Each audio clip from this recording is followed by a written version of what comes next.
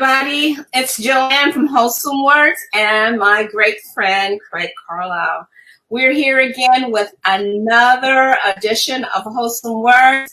And this time it's ThanksLiving. Let's be thankful about we're living. I got my Christmas shirt on, though. Did you put your Christmas shirt? Oh, my gosh. Is that the Grinch? Yes, ma'am. I'm feeling the Grinch right now. That's You're feeling Grinchy, huh? Yeah, man. I don't know what to do with you. But yeah. So last month we had it was called Breakthrough. And from there I really kind of launched something different and something more creative.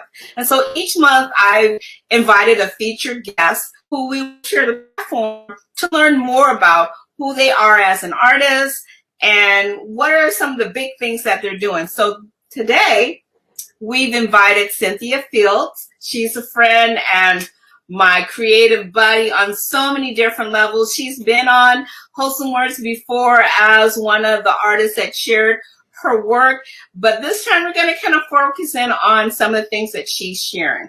And so, as always, if you want to jump in and maybe do a shout out or a post or something like that, you can just shout out and put your post.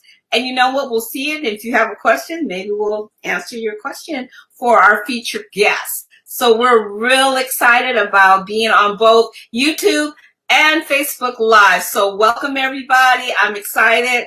I've been doing this since Juneteenth. Just kind of the spirit within me.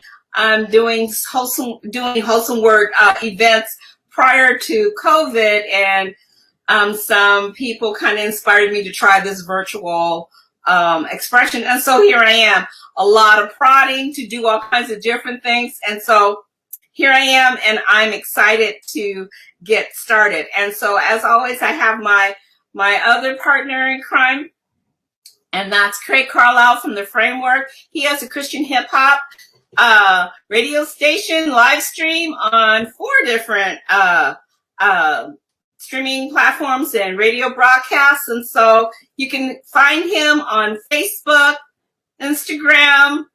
What else, Craig? We're on 102.5 FM and in Marietta, California. Also on WKBY 1080 AM out of Chatham, Virginia. The Northern California Truth FM app. And on San Diego GospelRadio.com. Looking for more places, breaking out more and more and more in 2021. Right. So we're growing leaps and bounds. There's always something new and different. But without any further ado, we're going to get started with my favorite. And if you've been watching, I always love to start with this particular video called If I Ever by Preston Perry.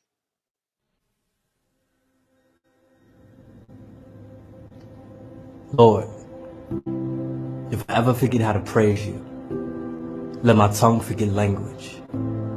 Let my ears forget how the ocean sounds when the currents violently collide against the rock along the shoreline. And let me forget the morning, where the silence sings a symphony of peace that only you can orchestrate, and where your mercy is new and in its sweetest form.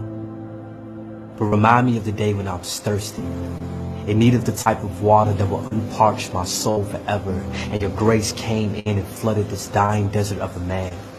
Remind me of the days when darkness followed me so much, the moon knew me by name, but your voice, still as a morning ocean, called me out of midnight into your marvelous light.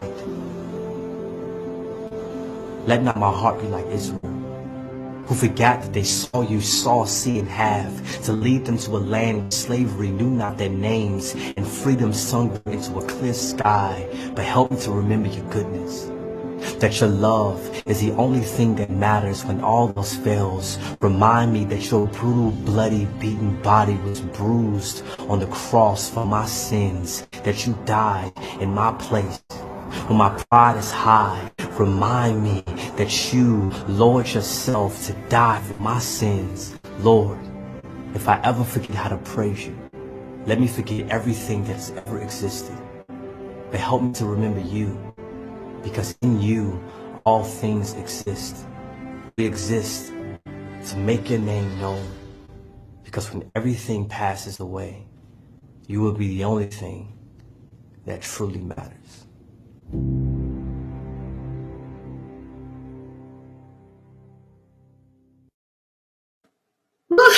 Yeah, he will be the only thing that truly matters.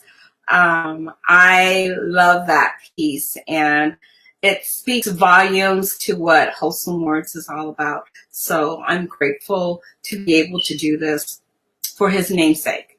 Some people have been asking me, well, why am I doing this? And so this is Wholesome Words Live is my peaceful artistic movement and a protest to encourage the storytellers of our time to share some wholesome words for a time like this. And so our goal is to organize global artistic peaceful protests like this.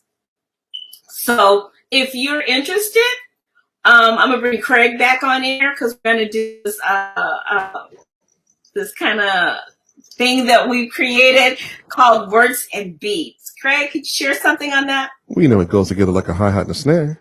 There you go. So if you're a spoken word artist, visual artist, if you make beats, songs, or if you just feel that you have something to express that's positive, of course, you can always send us an email. And if you're looking for a 1 minute presentation on that to express that, and it'll air on an episode of The Framework or an episode of Wholesome Words. And so here's our promo. Spoken word is an element of hip hop. They go together like a hi-hat and snare. So does the word framework. And we've come together to present Words and Beats of the Week. If you're a poet, spoken word artist, producer, or musician, email your 1 minute submission to wordsandbeats@theframework.com. If your submission is chosen, it will air on both Wholesome Words' social media and an episode of The Framework. The Framework.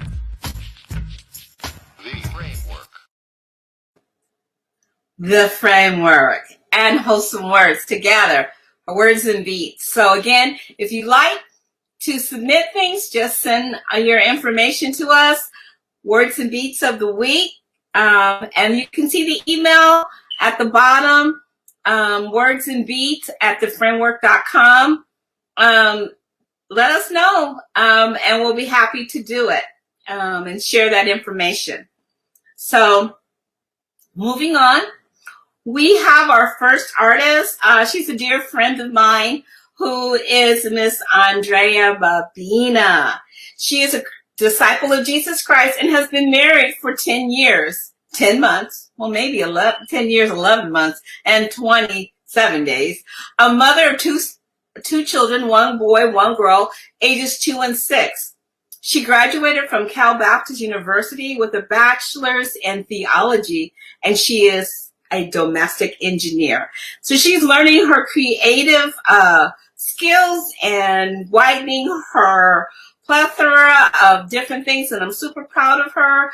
And so she submitted this time, God, you are my anchor. God, you are my anchor. Yes, a remarkable Father you are. When I was in my mother's womb, you created it in the likeness of who you are. I'm fearfully and I'm wonderfully made. You know every hair on my head where my beauty is betrayed. When I was born, you held me in your arms through every storm. Your love is unconditional as you kept me going strong.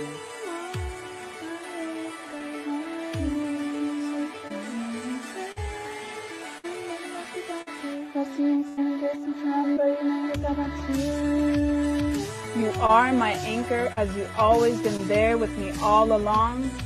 As you looked over me throughout the years as I grew up, you always belonged. Yes, I made mistakes, I continued to do a lot and I ran away. But I always felt your love draw me back to you always. Time and time again, I continue to rededicate my life back to you, but God, you never left me, you've always stayed true. You're my rock, my fortress, my every need. You direct my footsteps as you continue to lead.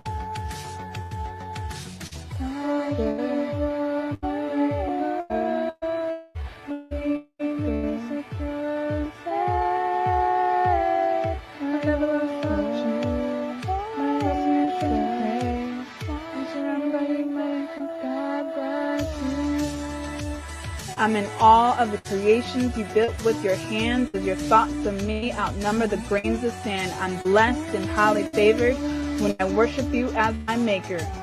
Your Holy Spirit fills me with consuming fire. At times, this journey in my life becomes dire, but I smile and laugh as you protect me from the devil's attacks as they expire.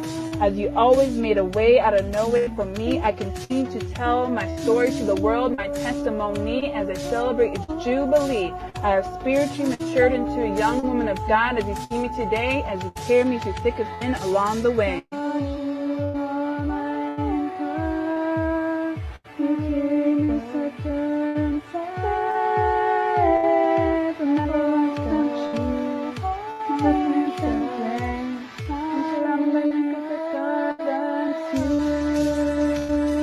Yes, even still, when you blessed me with my soulmate when he proposed, I held on to you so strong as your love continues to unfold. When I got married, I was struggling, just losing my mom so soon as she passed on. I was hurt, but I had to move on. Yes, you're my anchor, Lord, as I felt so secure in your loving arms. I am blessed that you gave me more time with my dad. While 7 years later you called him home, I was truly sad. I'm grateful that my daughter got to spend more time with her grandfather who she adored. Now I continue to teach her about you, her heavenly Father, my Lord. I cherish every moment in your wonderful presence as your peace consumes me with your essence. I could still feel your spirit no matter which place I traveled. You are omnipresent no matter what time of the hour. I'm truly dazzled. No matter how late the hour I talk to you in prayer, oh God, you always listen and answer me because you always care.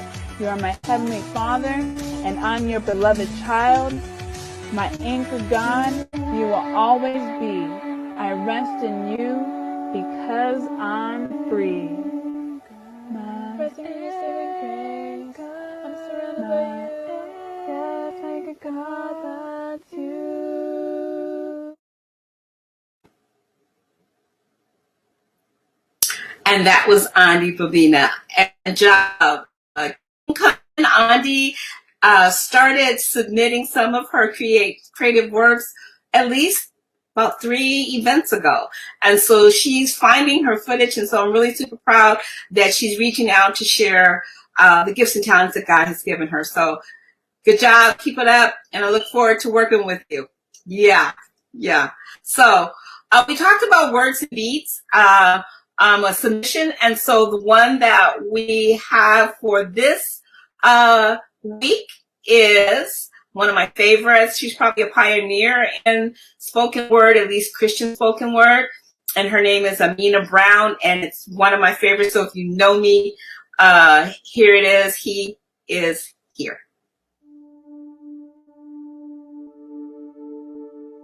He is here, right here in this room, in your heart. He is near, nearer than breath, heartbeat, nearer than you are to you, closer than second chance or next opportunity, closer than tonight or yesterday. He is real, realer than touch, see, hear, smell, or taste, realer than reality. He is our reality. He is present, like space, wind, time, silence, night. He is waiting, like creation, like words on the tip of tongue, like songs that have yet to be sung. He is beauty, oranges, blues, every hue, every shade, sunset and sunrise. Whisper his name. He is holy, different, cannot be touched, explained, like sweet seconds of prayer, like grandmother on knees, wood floor bare. He is old hymns. He is the extending of limbs, stretched across trees, stripes to heal disease. He is son, distinctly three, distinctly one, the only wise,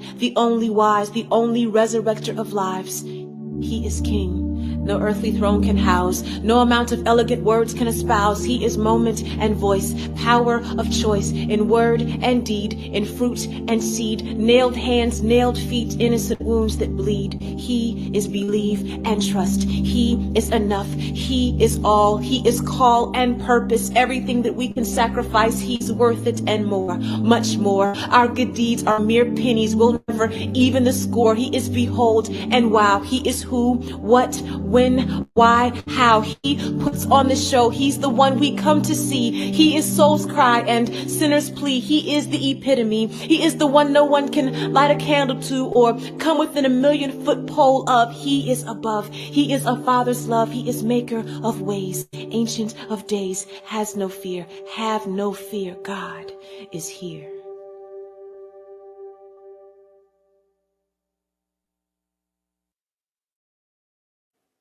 And that was Amina Brown.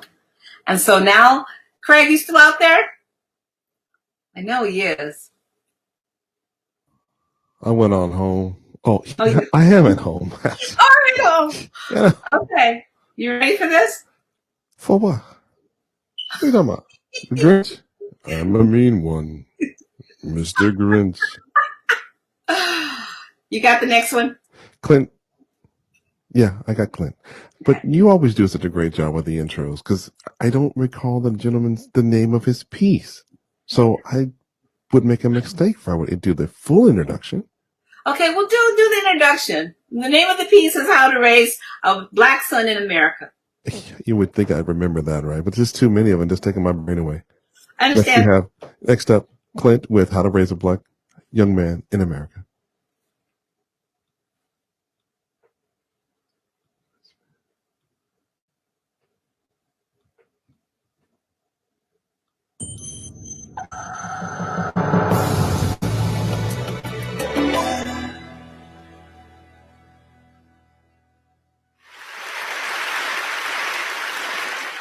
Growing up, I didn't always understand why my parents made me follow the rules that they did.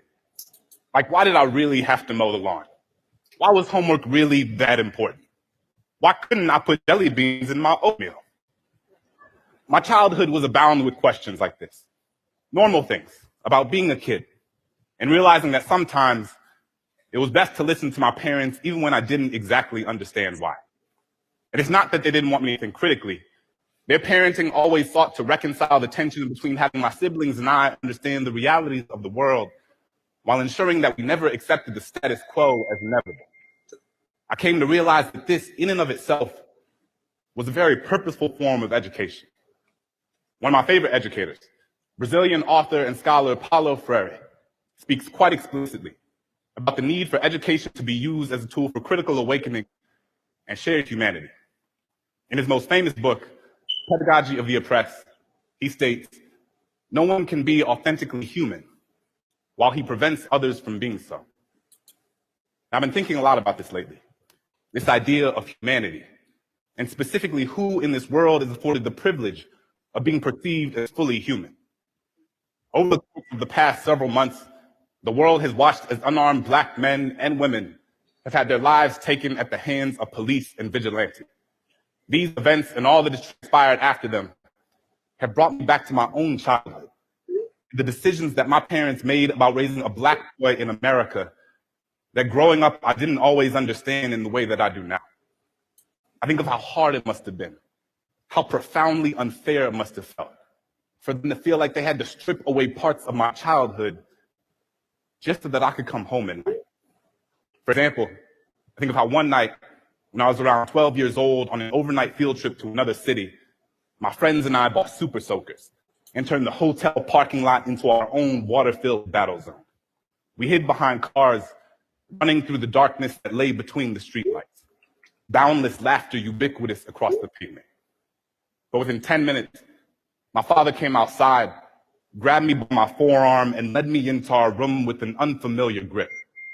Before I could say anything, telling how foolish he had made me look in front of my friends, he derided me for being so naive, looked me in the eye, fear consuming his face, and said, "Son, I'm sorry, but you can't act the same as your white friends. You can't pretend to shoot guns. You can't run around in the dark. You can't hide behind anything other than your own teeth." I know now how scared he must have been, how easily I could have fallen into the empty of the night, that some man would mistake this water for a good reason to wash all of this away. These are the sorts of messages I've been inundated with my entire life, Always keep your hands where they can see them. Don't move too quickly. Take off your hood when the sun goes down. My parents raised me and my siblings in an armor of advice, an ocean of alarm bells so someone wouldn't steal the breath from our lungs, so that they wouldn't make a memory of this skin, so that we could be kids, not casket or concrete. And it's not because they thought it would make us better than anyone else. It's simply because they wanted to keep us alive.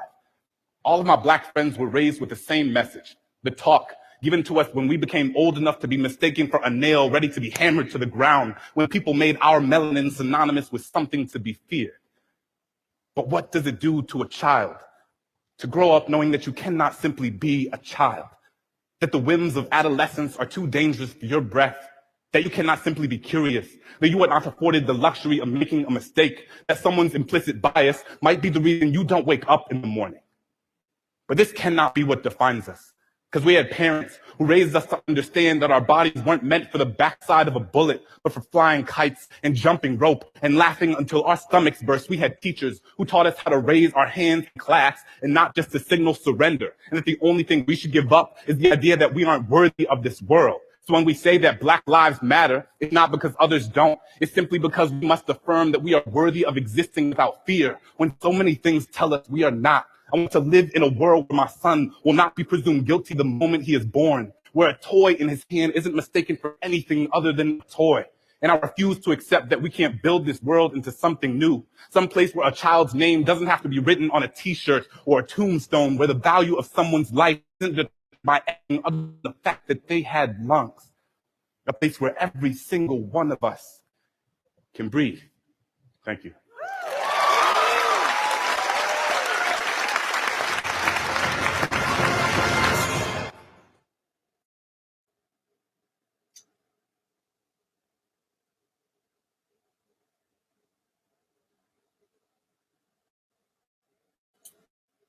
That was Clint Smith. He is amazing.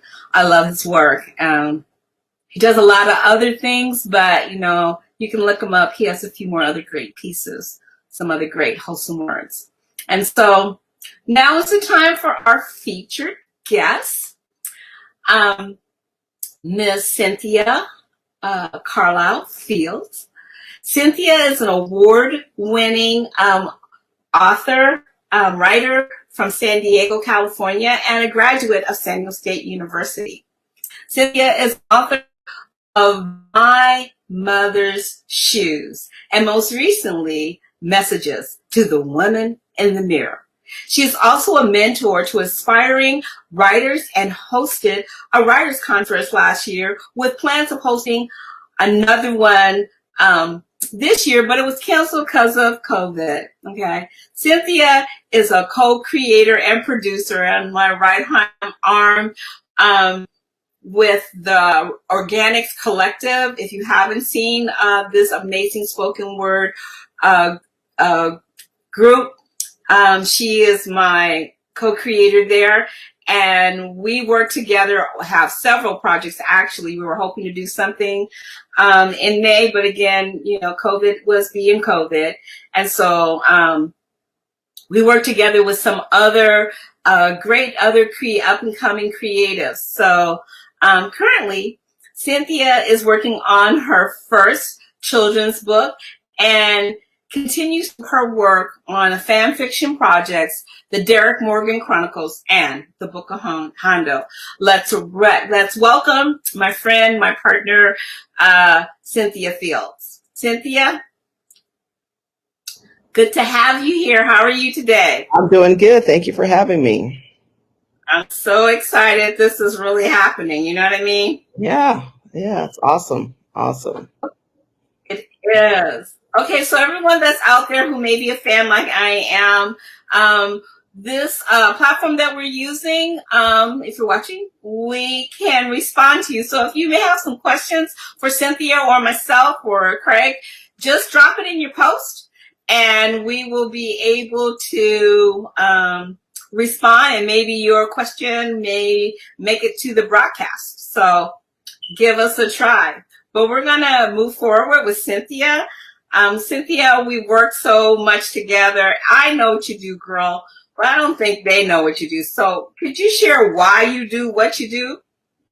I think it's really an issue. I don't feel like I have a choice but to write, because you know, you're a creative. Creatives have all this stuff inside of us that won't let us rest until we get it out. So I write. I think there's a lot that needs to be said, especially to women. Not that I'm an authority on anything. It's just that my message right now is geared to women and their issues, because a lot of times we think that we're out here alone, that whatever we're going through is just us going through it. We're the only ones going through it. No one else has ever gone through it or going through it. So with the pieces that I've written, in particular with the book that's out now, Messages to the Woman in the Mirror, it's really a message to women. It's conversations that we should be having with ourselves, to just kind of remind ourselves that we are enough. We don't have to be anyone else but who we are. Yeah. Yeah. That is so good. And you know, we don't really hear that often. It when you were talking, it took me back to organic, the making of a woman, a poetic experience. Right. And the responses that we got from that spoken word piece was finally a voice that hadn't really been mentioned or said or anything like that, but there was somebody that actually talked about what's going on from so many different perspectives. And I think that's one of the collective geniuses that I think, working together with you and Arwen Jameson, another amazing artist. She has some phenomenal pieces, and so hopefully I'll be able to bring her on so you can actually hear her genius in reaching women specifically. Right. So other than all the other things that you do, what kind of up and coming projects you mentioned a children's book that may be up and coming? The children's book is near completion. Just doing the final touches on that, and I'm also writing a novel. And so that will also be finished by the end of the year. So I'm super busy. Still planning to do another writers conference, trying to just figure out dates and all that good stuff that always has to happen first, the planning, but that's still going to happen again. And just staying busy, being a grandma, being excited and happy about that. Yeah. All right, Grandma. Love it. I love it. Okay, so I don't know if you do have a favorite for spoken word artists, but I figured I'd ask anyway. Well, it's funny because the very first gentleman that you played as you opened, that he's probably one of my favorites. Preston Perry. I think he's the same person that does the Gospel in 4 Minutes. No, that's Propaganda. Propaganda. I like him as well. And so that, and then that would be it. There's so many of them out there. I know. Really good. That's kind of like my new little hobby that I love it all.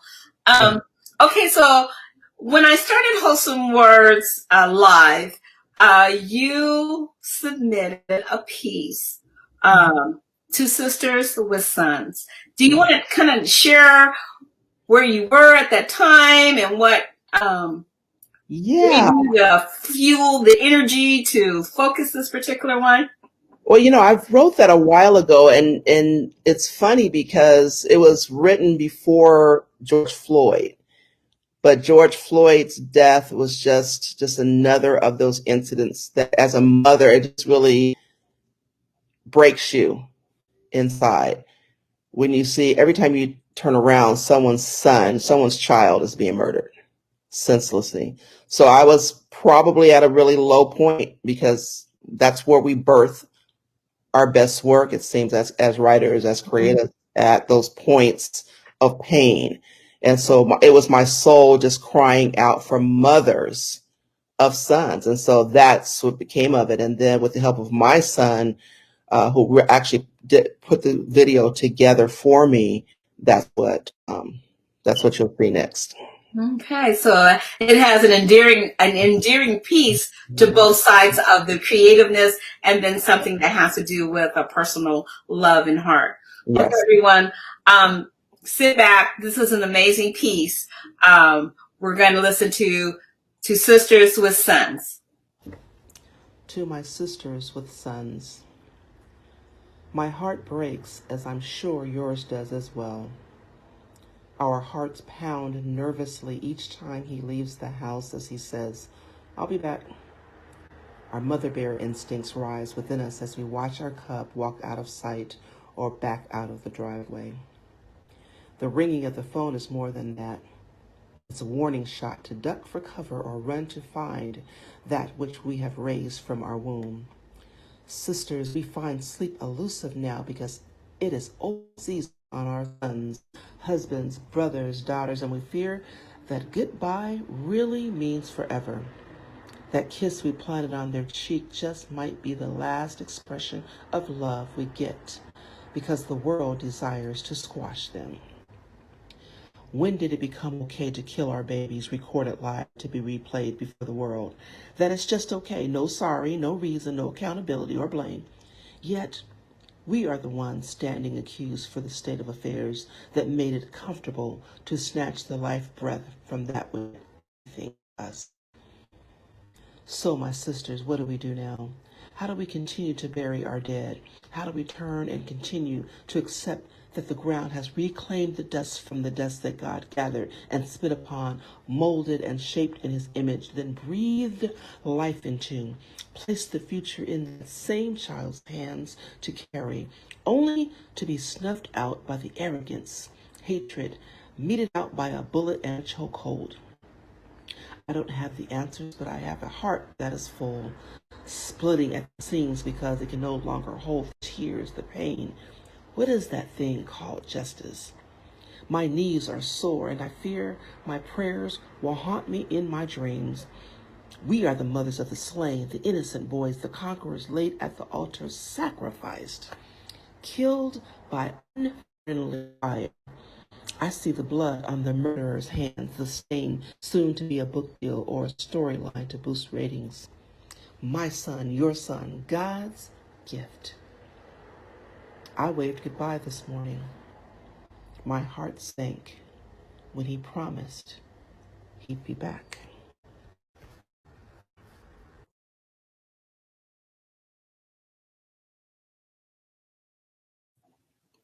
Wow. Woo! Gotta take a moment for that one. Woo! Girl, that one always gets me. That gets me. Yeah. So poignant, so to the point, speaking volumes, just breaking the bonds of silence. Wow. Yeah. Woo. Okay, we're gonna keep going. So, what is your favorite spoken word piece? And share it. My favorite is a piece that's also in the book, Messages to the Woman in the Mirror, and it's called The Revolutionary. And I'll share it with you. You were feeling revolutionary, so you stepped into my space.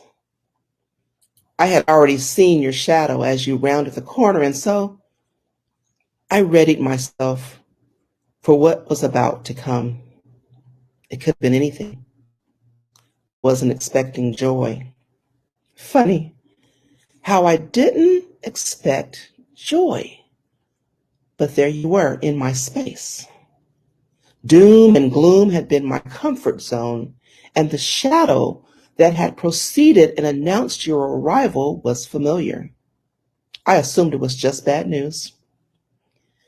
Before I could invite you or deny your true intentions, you stepped across the threshold. I had so many excuses, so many reasons to explain why you really came. Patiently, you waited for me to breathe. You weren't bothered by my fear, dressed in feminine bravado. I saw you see me. You saw me, really saw me, and I was blown away by your fearlessness. Revolutionary. I say because you were willing to do the unthinkable. You were willing to prove a point in my space without my permission. You came to love me, and you did. You loved me despite my resistance, despite my pain. You were strong enough not to be rough. You made me feel soft and not weak. The war raged within me even as you brought me peace. I expected you to leave. You didn't. You didn't leave. Time passed and you stayed. I wanted to ask why, even though I meant when. Until death takes me, you whispered in my ear. I hadn't spoken, yet you'd heard. I'm feeling revolutionary, thankful that God had heard the prayer unspoken, but he created me, and so he knew my true heart.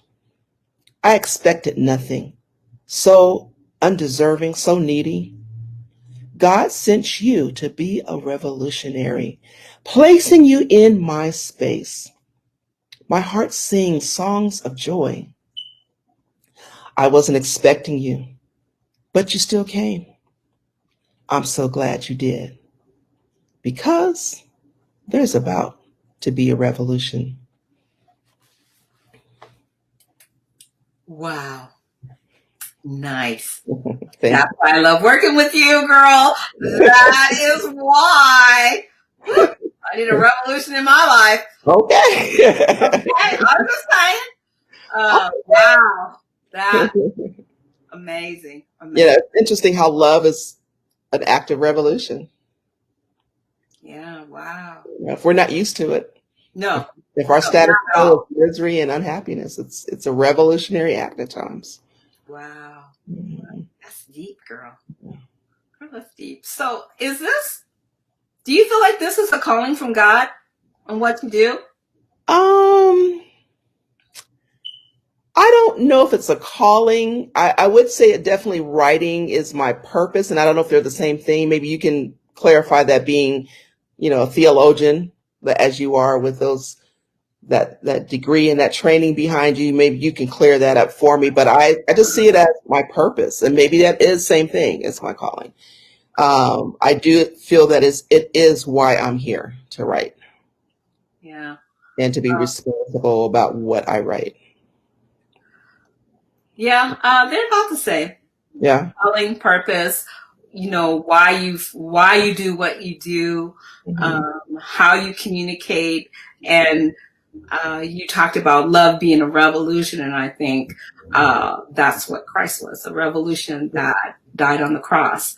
And so it's interesting as we talk about creatives and where they get their synergy from, and how important it is for you to have an outlet or for you to share that purpose that you've discovered. There's a lot of people in life that say they never find what their purpose is, or they're just not sure what their purpose is. And sometimes it's something that you're already doing. And for the creative, it's not like it's a highlighted place. There's not a readily acceptable place for them to share or try or even think that is something that God would call them to be. So the theologian is telling you that it is. And so that's why Wholesome WordZ is where it is right now, because I feel it's a platform for creatives like yourself. And you'll see a couple others that we have here on tonight, that creatives have a place in the body of Christ, and they have a place in the church if you allow it. So they think differently, they feel differently. Sometimes they are not really going to share all that they do because it's not exactly a safe place. So WordZ hopefully becomes that place for people to practice, or, I used to host a thing called Wholesome WordZ Unsung. You remember, Cynthia? I do. And there would be people that were working on all kinds of different creative pieces, and they didn't have it all memorized, or they didn't have the dance completely all the way finished, but they just wanted to have that opportunity. And so Wholesome WordZ is like that. And I think as creatives that we help groom the future creatives or others that will be following us on what it is they need to do. So, and as creatives as well, we, whatever we're doing, even if it's a 9-to-5 job, we find a way to be creative. It's just who we are. Even if it says type a So letter, true. So true. you may ask us to type a letter, and you might get a novel or a poem or whatever. And so we have to do it. We don't have a choice. We find a way to be creative in every aspect of our life, whether others like it or not.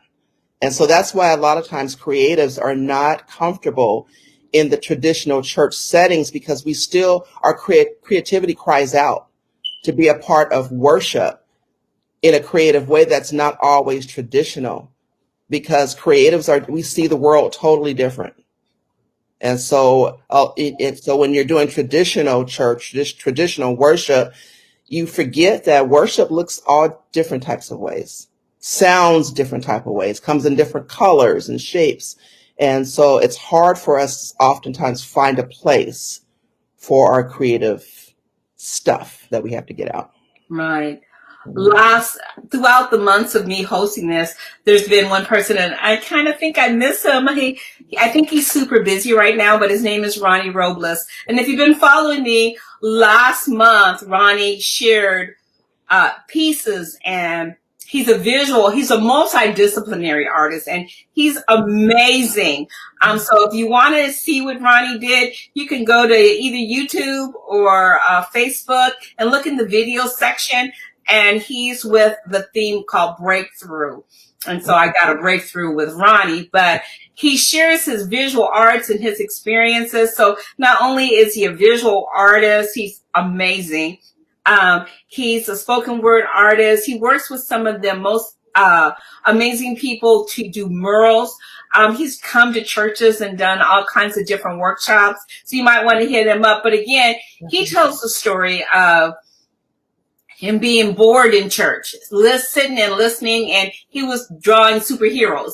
And his mother said, okay, if you're going to sit there, at least draw something related to what the pastor is preaching on. Right. And so he was excited that he didn't get in trouble for drawing. Right. And so then he started to actually listen, and then those pictures took life, and then it became like a whole new different experience for him. And so he listens to the word of God, and then he visually puts together, and then can actually, tell you, what that piece means. And again, like you said, there's so much that creatives have that just don't have that opportunity, because the church is so in a box that when the artist is sitting outside or standing on top of the box, they know that there are very few that understand what they're going through or what they want to do. Exactly. So this leads into another piece that you're going to do you love me? Talk about do you love me? Looking for love in all wrong places. Right. We all, ladies especially, there's always this one person in our lives that we were like willing to do just about anything, no matter how crazy it is, for him to love you. Not realizing that maybe God did not send him for you, but we're willing to do whatever it takes. And so this is kind of what this piece talks about, and it's called Do You Love Me? Ripping my heart from my chest, I held it out, offering it, still beating to you. Reluctantly, you took it from my hand and set it on the table. Stunned, I watched you blankly stare back at me as if to say, and? I thought the gift needed no explanation, yet there you were, waiting. I glanced at the beating, dying organ on the table. Each beat slower than the one before. You didn't care. I wanted you to care. You shrugged. It wasn't your heart after all. What did it really matter? I wanted it to matter. My eyes fluttered because that's what the truth does. It makes your eyes flutter. Second looks don't change the truth. My heart was the sacrifice to prove that I loved you. Crazy how I thought that yanking my heart from my chest was all I had to do to hear you say, I love you in return. Your lips remained still, no words uttered on behalf of my dying heart. I wanted you to love me, but you didn't. You couldn't. Yanking my heart from my chest was just another futile act of suicide I'd played over and over, and my heart was the victim. Love does nothing but leave hearts on the table, the spoils of foolishness. There you stood still, standing boldly in my face, waiting for the answer to the question in your eyes. And, funny, I realized that I was begging for love from someone that wouldn't even speak, wouldn't part his lips to say what he really felt. My heart was on the table and there was a gaping hole in my chest, and I was dying to hear the words, I love you. Even as my heart continued to slow, I waited as you watched me in silence, mocking me with your stare of, and? Do you love me? I asked tearfully. I so desperately needed to hear the words before my heart stopped beating. I remember not so long ago feeling so special when you kissed me, but I wasn't the first or the only that you had kissed, and I wanted to be. I wanted to be special. Do you love me? I asked again. You took a step closer, our bodies nearly touching. Simultaneously, our eyes turned toward the table, watching the heart as it beat ever so slowly. I prayed silently that the sight of my heart would give you the courage to speak the words I needed to hear. Do you love me? I asked. Perhaps you hadn't heard me before. Then you turned, looked deeply into my eyes, and with a stern, quiet voice, you asked, do you?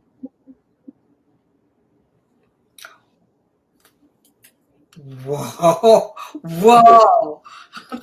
Girl, Well, you have to love yourself, right? First. you don't love yourself. Ain't nobody else gonna do it. Oh No, my gosh.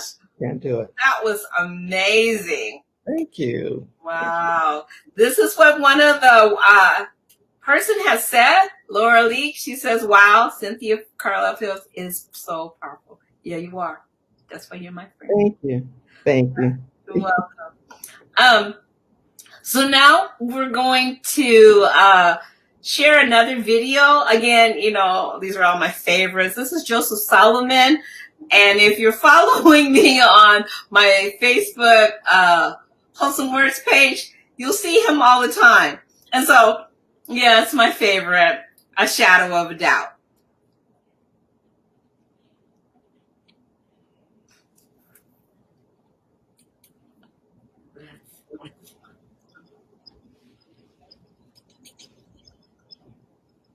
Joyful, joyful Lord, we adore thee,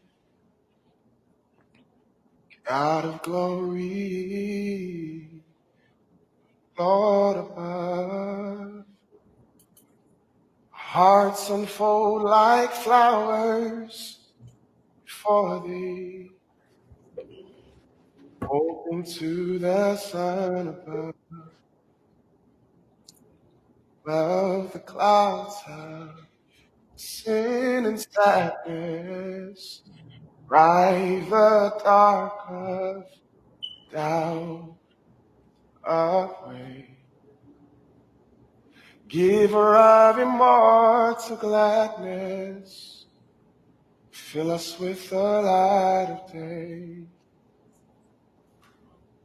Oh, melt the clouds of sin and sadness, drive the dark of doubt away. I remember my little niece ran up to me and told me, "We learned about Jesus today."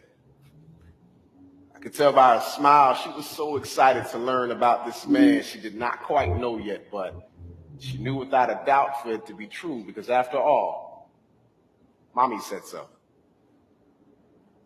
That was the first time in my life that I looked into the eyes of a child and envied them, because she had no idea of what it feels like to doubt, or what it feels like to have your entire belief system overload with skepticism, to never know the day you would finally be able to live beyond the shadow of a doubt. I've lived in this darkness for so long. It seems I have all the right questions, never enough answers, and my faith is small enough to fit in the cracks of my palms. God, every night I lay my head down to sleep, the city of my mind is attacked by a legion of questions, threatening the living rooms of my sanity and holding them hostage. God, can you help me? I remember my grandmother laid in a hospital bed like a bus stop for God to come pick her up.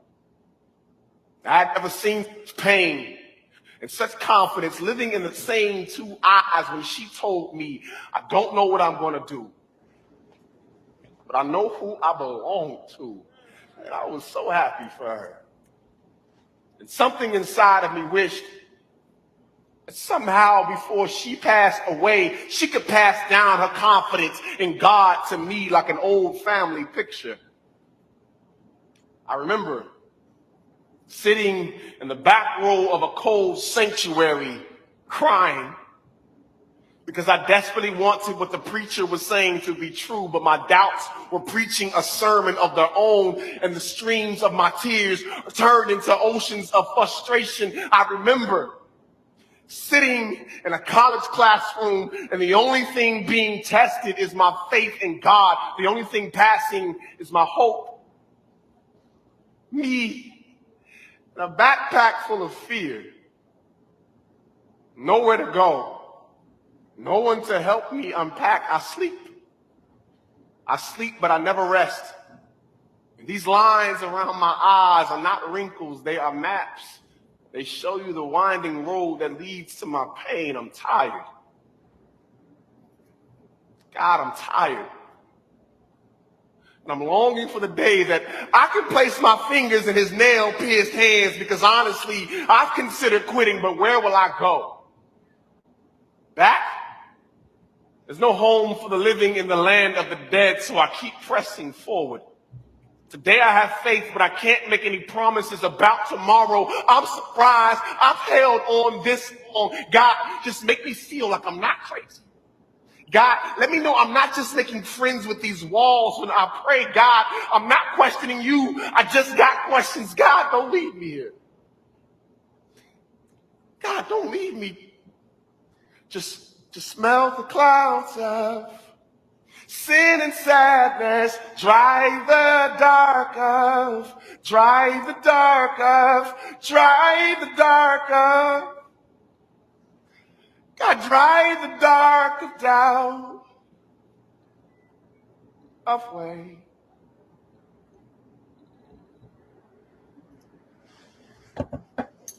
My child, my child, my child, when it seems you have all the right questions and never enough answers, and your faith is small enough to fit in the cracks of your palms, I told you that faith the size of mustard seeds can rearrange whole landscapes and turn mountains into open highways. Faith comes by my word, so maybe you cupped your ears. My child, don't be childish, but consider the child whose faith has not quite learned the definition of impossible. Have your questions. I'm not telling you to have a blind faith. I'm telling you to consider the blind men who had faith and believed my words before they were even able to see me. Consider the birds that eat from my hand and do not fall from the sky without my consent. So how much more will I love the ones that I died for? Before you doubt me, doubt your doubts.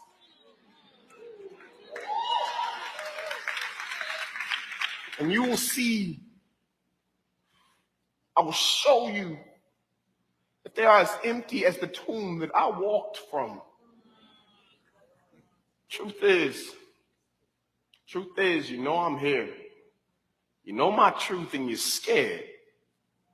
You're scared of what that means. Scared of what that should cost you. That one day they will all laugh you right out of their classrooms and scorn you out of their courtrooms. But my love serves as an eviction notice to anxiety. When they cast stones, my love casts out fear. I am the author and finisher of your fate. I've never started a work that I will not finish. I am the one who will give you courage to stare death in the face and say, I dare you try to scare me. I know who I belong to. And when it feels you are drowning in a sea of your own questions, just know I'm there. I'm there. Like when I drowned in the Red Sea of my blood for you, and these hands that took holes will hold you. And when I told you that I would love you forever, I meant it. Don't you see these rings in my hands? See, we are married. For better or for worse, through sickness and in health, through faith and through questions, till death brings us closer. You are mine, you are mine, you are mine, you are mine. You're mine. And I am yours. I promise.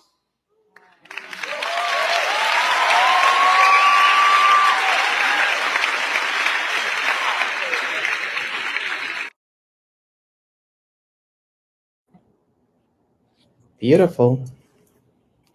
That's one of my favorites too. Yeah, that is why he's my favorite. Oh my gosh, Joseph Solomon is just amazing. He's a part of the Poets in Autumn. So if you're looking to say, well, where can I get some more of that? They have a website. They actually travel around. They actually have a great cause that they're working on. But I simply love him. He's Preston Perry's there among some other of my favorites. But that's for another time. So, Cynthia, we have our friends, Emily and Rich Kirkpatrick, and they are, I know, I'm so excited. They are a daughter and father worship team based out of Southern California. If you know liturgy, you will recognize it right away in their songs. If you don't, they introduce you to something lyrically anchoring, yet sung in modern musical voice. Uniquely, their songs bring a bridge both to generations and the history of Christian worship. I am super excited because they just launched this new music video that they started called In the Silence. If you've been watching our events, they did this piece live, OM to the G. It was amazing. So I love for everyone to see the premiere. I get to premiere this on Wholesome WordZ, A Beautiful Liturgy, In the Silence.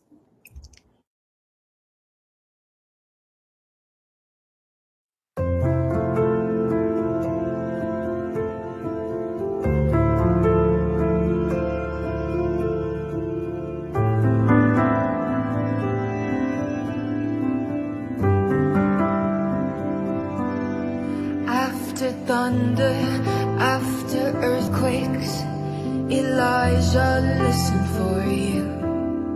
Loud and shaking, rocks were breaking, but no words were coming through. Let me be still. Let me be still and find you. And find you. In the silence, I hear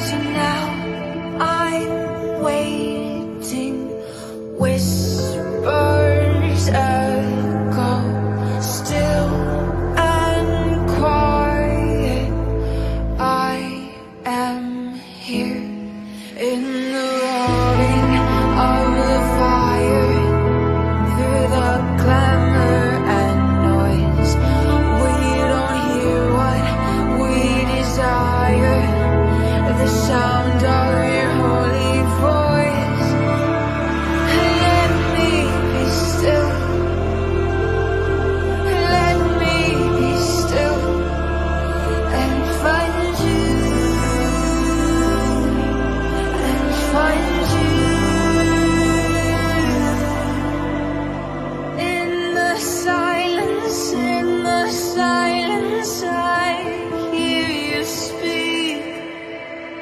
In the darkness you awaken me.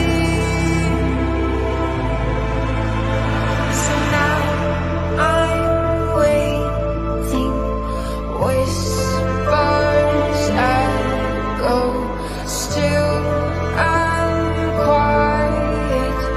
I am here. Will I be present in this moment and behold the sacred throne?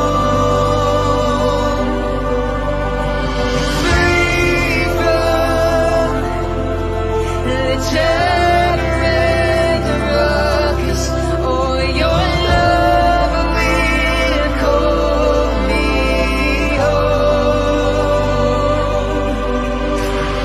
Will I be present in this moment and behold the sacred throne? Free from the chatter and the ruckus, oh, your love will call me home.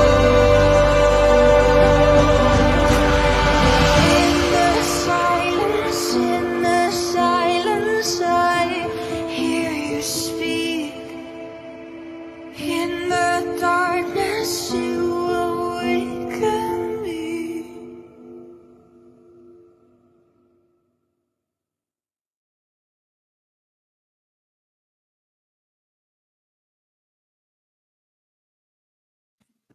Wow. Rich and Emily, if you're watching, that was awesome. That was awesome. Oh my gosh. You can go to abeautifulliturgy.com. They're on Spotify. They're on iTunes. They're all over the place and they're amazing. There are some other great songs that they have. And I really think that as we get close to the Advent time of the holidays that are coming up, that, I mean, this is just like one of those perfect songs. And they're super busy because I know they'd be on, but I love it. I love it. I love it. I love it. Thank you so much for letting me do this. I appreciate it. Thank you. Oh my gosh. I know Cynthia had posted it and I'm like, we're going to play this. She goes, oh my gosh, thank you, thank you, Yeah. thank you. And they are an amazing creatives that just pour their heart into everything they touch. So look them up.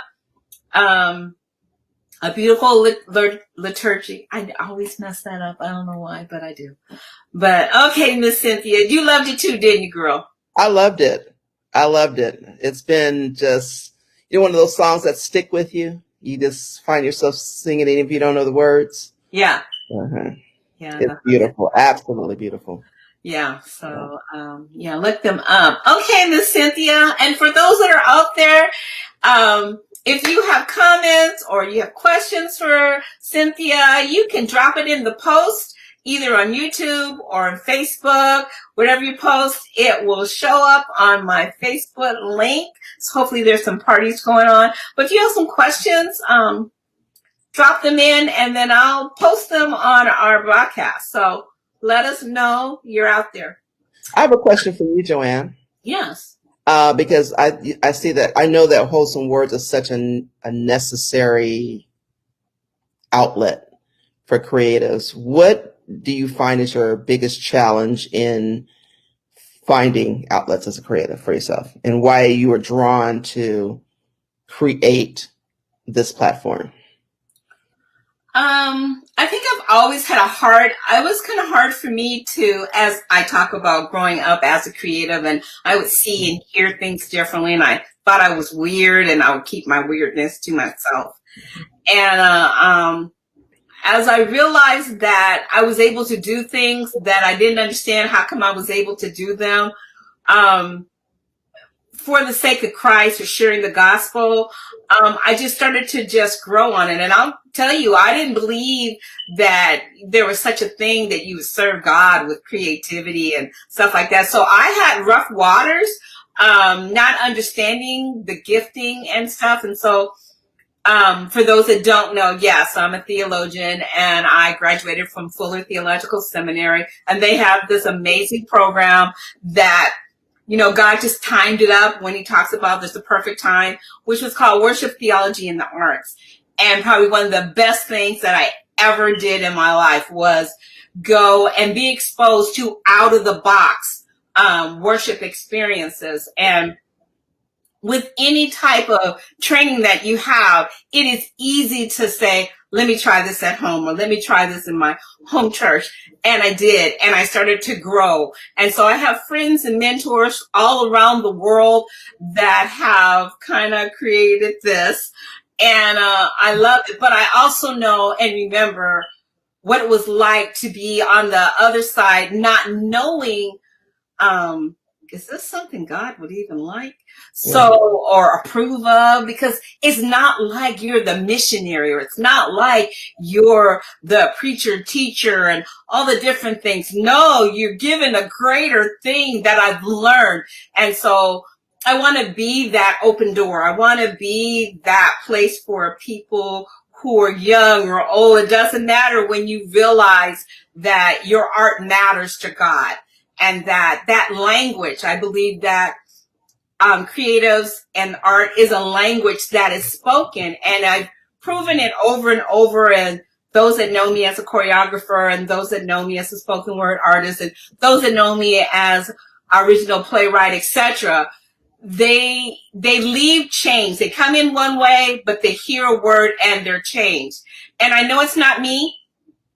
I know that it's God. And this Wholesome Words has kind of evolved from the time that God kind of put me out more into the community. But every time I posted it or just followed what he's asked me to do, there's always one person who says, I think she's talking about me. Well, let me try this. Let me try that. So, excuse me, over the last couple of months, there's all kind of different people that are coming in, trying to learn, trying to be exposed, which is one of the things why we started Words and Beats, because there are artists that are really good and we feature that. And there are those that are storytellers, whatever. So this is kind of like a training ground, kind of like we talk about unsung. So I feel it's important for those that don't know that they may be purposed, as you said, or called to share their gifts and talents in this way or in a creative way. And so majority of my friends are all Christian creatives. I love it. And now there's I guess, and I hate to use the word labeling or title or whatever, but it actually allows you to think that creativity, which the main creator, of course, is God. He created the heavens and the earth and everything else. That if you really follow the pattern of a lot of the things that he's done, he starts off as a creator and with creativity. Right. Well, you figure the world and mankind was the best and biggest creation ever. Ever. Right. Ever. I do have a question for you, Cynthia. I think this is the question. It's from Andi. Hi, Andi. I know you're out there. She's asking you, how old were you when you started writing? Woo. Wow. Let's see. I've probably been writing at least since third grade. So that's what, seven-ish, 8-ish, 9-ish. So 20 years. I'm 27 now. So go girl. I look fab. You look fab, girl. Yeah, all my life really. I don't remember a time when I was not writing. Wow. That's kind of. I originally started writing stories based off of TV shows, what I saw on TV, not realizing that that was actually a genre of writing. I just would watch something on TV and I would write my own ending to those stories. Oh, wow. My next episode. That's how I got started.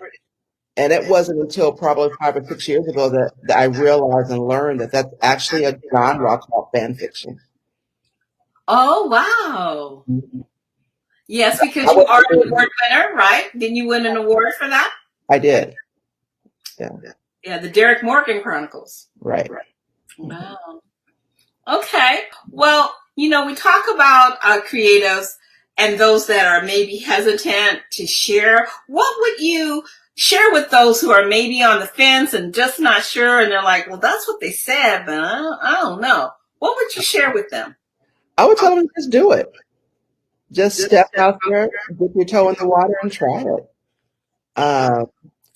If it's something that brings you joy and peace in your spirit, then that's what you're supposed to be doing. It's like a telltale sign. Right. And if you feel like empty, relieved, or at peace after you've written something, or you've danced, or you've sung, then that's what you're supposed to be doing. I think the Lord has put something in us to let us know. It's that peace, it's that joy that you get. Yeah. After you've done something or you've completed something that's creative. I think all of us have at least a little bit of creativity in us. There's just some of us that just have it just overflowing, that it's our whole entire being is to create something. So that's what I would tell them. If there's a particular field that you want to create in, I would tell them to study that field. If you're a little leery about stepping out in front doing it, I would tell them to study the industries. Look at people who are already doing what you're interested in doing, and seeing what they're doing and how they're doing, what's on trend right now. And if that matches up with what you want to do, or at least gives you some knowledge, then, knowledge is power. But that's my first thing, is really research the industry that you want to be in. A lot of people want to write, but their writing skills may be weak, or their grammar may be weak. And all of that is a part of writing. People want to be screenwriters, but if you have typos in every other word, you're not good. I don't care how good your article, your script is, it's not going to ever be seen. So you have to really be in tune to what the industry standard is. And when you are, then you know how to be that next best thing, where you don't always have to necessarily be following, but you can eventually be leading to that next idea. Yeah, that's so good. That's so good. So I know I've been encouraging, and Cynthia's encouraging, and actually kind of how we met was at church. Mm-hmm. And I think I was running around with her nephew, and we were talking about some pie man or whatever, but our spirits connected, and we recognized the creativity in each other. And then from that, we just grew from, let's try this. So I remember I wrote a play called At the Kitchen Table. Do you remember that? Yes. And this is a true story. Cynthia, I said, okay, it's a story of women, and they've been friends for forever, but there's a secret that they all have kept from each other for years. And the night that they come together, I mean, it hits the table. And I remember Cynthia saying, no, what do you want me to do? I can't remember any of this. And so Cynthia, she had me dying laughing, because she swore she couldn't remember past 2 words. Right. And she actually stole the show, Miss I don't know how to act or whatever. But so again, like Cynthia was saying, just try. And I know I would say, Cynthia, you can do it. You can. Here's little cheater ways for you to do stuff. And as it evolved, and as the characters got into who they were, it was an amazing story, an amazing time for people who weren't professional actors, or had any type of stage background or anything. And it was a good performance. But and Cynthia's right. She's right. I know you remember At the Kitchen Table. Oh, yes, definitely. It's funny because it really was a springboard for a lot of other things that including organics. Right. It was a springboard for that. And that ensemble type cast feel very simplistic type staging that sometimes gets in the way, but we were just at that table. And it was a lot of fun. Yeah. That was fun. It was a lot of fun. Yeah, so we're hoping that you guys stay tuned to Cynthia's information and my information. Hopefully organics will be back up. This COVID, this girl, she has just messed up so many things, but I'm tackling this first, and then maybe I'll expand back and see how we can maybe do something. Well, you know, I thought of something we could actually do at the kitchen table in the same format. You want to? Yeah. Okay. All right. So you guys stay tuned. I don't know do how to do this, but I got to stir up my other actors. But I think you're right. I think they'd like to do this. Yeah, you can do it. This format, this right here, it lends itself to that at the kitchen table script. I think they do something new. Yeah. Okay, I'm so excited. I'm gonna contact all those guys and see what they do. But it's an amazing show, and it definitely has a good message about women. Right. Okay, so Cynthia, you have another poem. Talk about "I am the one" affirmation. I am a gift. Yes, and you know, and I think that's it in a nutshell. We as women have to remember that just who we are, that we are a gift, that we were created, we're a gift. We have to feel the importance of our creation, and that it was a purposeful creation. It wasn't just, oh, I just need a person to fill this spot on earth. No, it was purposeful. And this particular woman is talking to a man who she knows in her spirit that she was created for. But if he didn't realize it, that's okay. Her life was still going to go on. And so it's called I Am the One. I am the one you dreamt of. And when you became a man, I am the one you prayed for. Your pleas to the Lord spoke me into existence, and I am here. Every king desires a queen, but what will he do when she comes? I am the one conceived and birthed from my mother's womb to birth your future. Why do you look at me and not know me? How can you see the promise and run? Every king must be fearless, willing to do battle for what is his. I am the one who has loved you, waited for, and cried when you called me by another's name. I want to come home to that place in your heart that has never been lived in. My king would receive me with open arms and a smile. You are the one that belongs to me, ordained and created, but will you accept the gift?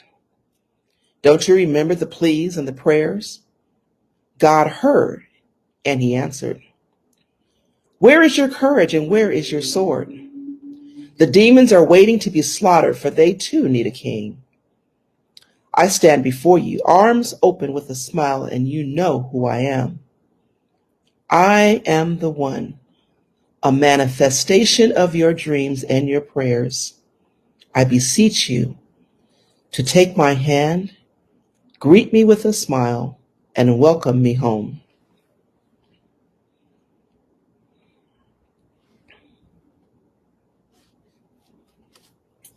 I love it. I love it. Mm-hmm. Again, just poignant to the part, and I like how it's framed in the one of the selections that you've given. You know, all kind of have a same point of women looking at themselves look differently and feeling valued. And I think a lot of women, period, you know, see them as a subservient, and they don't see themselves as, you know, as you've described in the poetry. It's just amazing. And I think that women have to see their value at standing alone, not attached to anyone or anything. Just who you are in yourself, in your being, in your authentic self. You are enough. You are valuable. Not who you're married to, dating, who you want to be with. It's just who you are as God has created you as great. Yeah. And we are great. Yeah. There you have it. Okay, well, Cynthia, you started something which I thought was really kind of cool, and it's called Writer's Stew. Could you share what that is? And Yeah, Writer Stew is a Facebook page that allows creatives to, it actually allows creatives exposure. For instance, if you've written a book, if you're writing a book, if you've made a music video, for instance, if you join that page, then you can post it there. You can let us know what you're doing.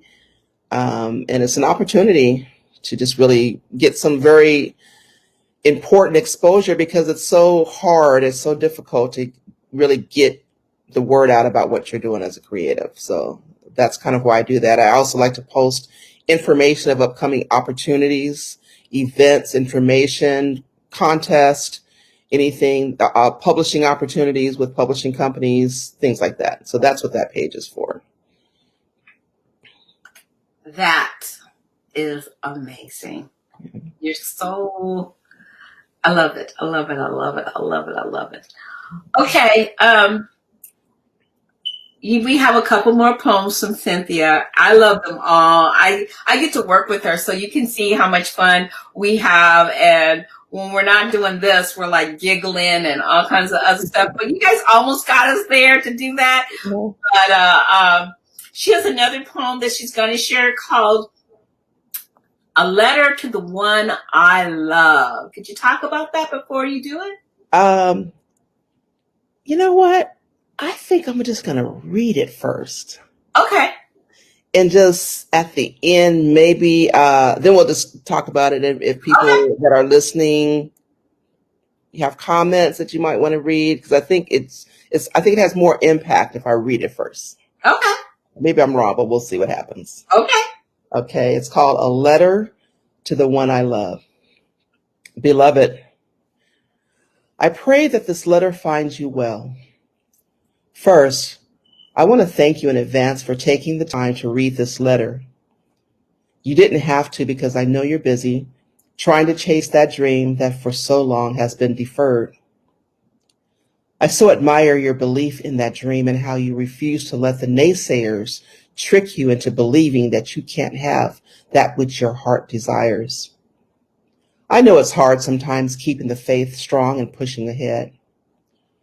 God has given you everything you need to see what others may not yet. You are important to me, and I haven't always shown you the love you deserve. I've kept you up much too late and gotten you up much too early and fed you the scraps from the table of strangers. I forgot to treat your body like the temple that it is, God's gift, deserving of care, loving care, love. For this, I am so sorry. Wonderfully and marvelously made by the very hands of God. I didn't always regard your skin as beautiful, sprinkled with cocoa brown beauty marks passed down from your mother. You always felt ashamed, so you covered them and prayed no one would ask about them. Made by God's hands. You are good enough, just as you are. The curves of your hips, the unruly wave of your hair is good enough. God did this because he saw a beautiful caramel black girl in his mind's eye, and so he made you. God's hands. Each twist, bump, wrinkle, he did this. You. I should have told you it was okay, that what you saw in the mirror each day, you studied yourself, and so many times you did not approve. And I stood with you in silence as you accepted the critical evaluation of yourself. God's hands, his handiwork. No mistakes because he just doesn't make them.